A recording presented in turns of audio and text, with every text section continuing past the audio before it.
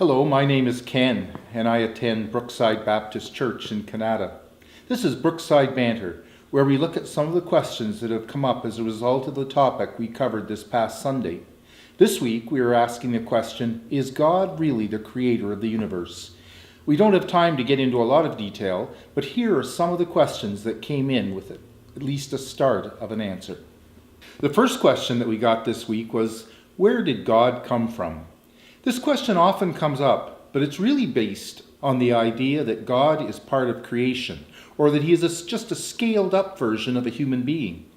As soon as you say God had an origin, then you're really saying that he is not the real God. You are saying that there is someone greater behind God who is responsible for his origin. You could extend that chain for as long as you wanted, but that obviously becomes ridiculous at some point.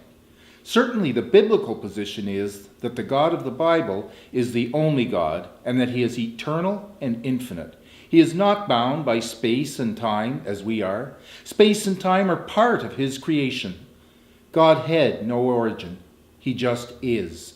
That's why when he reintroduced himself to the Israelites through Moses at the burning bush, he called himself the I Am. He existed before the creation came into being, and he'll still be here when the current creation comes to an end. God never went through any kind of growth or development because he is perfect and complete in himself and is unaffected by the passage of time and never changes. The second question we got this week was, is it accurate when you say that science cannot speak to historical events? Isn't an examination of the resulting evidence of an event a reasonable scientific endeavor? Of course, you can look at the evidence and come up with a theory of how past events happened. However, it must be recognized that any conclusions drawn without eyewitness testimony will be hugely influenced by your starting assumptions. You can't start with the assumption that God did not create the universe and then say that your interpretation of the evidence proves that your assumption is correct. That is circular reasoning.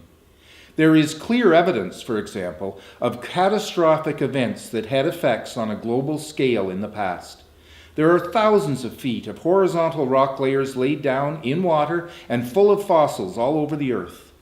The modern uniformitarian assumptions force scientists to look at this evidence and fit it into their theories about origins. Limitations in our interpretation of past events as a result of our worldview, of course, apply to creationists as well. Our advantage is that we have what claims to be an eyewitness account of what really happened.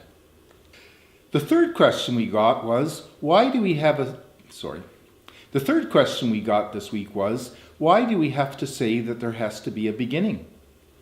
One answer to this question is that both modern scientists and creationists now mostly accept that there was a beginning. There are some who push the beginning back into the very remote past with ideas of a continuous cycle of big bangs followed by big crunches. But lengthening the time scale does not change the basic problem of the production of all of our vast universe of space, time, matter, and energy from absolutely nothing. To insist that there was no beginning because the universe has always existed does not eliminate the difficulty, but only stretches the time scale to an extent that we feel we can safely ignore it. Scientifically, of course, the need for a cause for all we see remains current and urgent. And that's about all we have time for today in this edition of Brookside Banter. Thanks for checking it out. We hope it's been helpful, and we hope to see you this coming Sunday when we'll be talking about the miracles in the Bible and what we might think about them.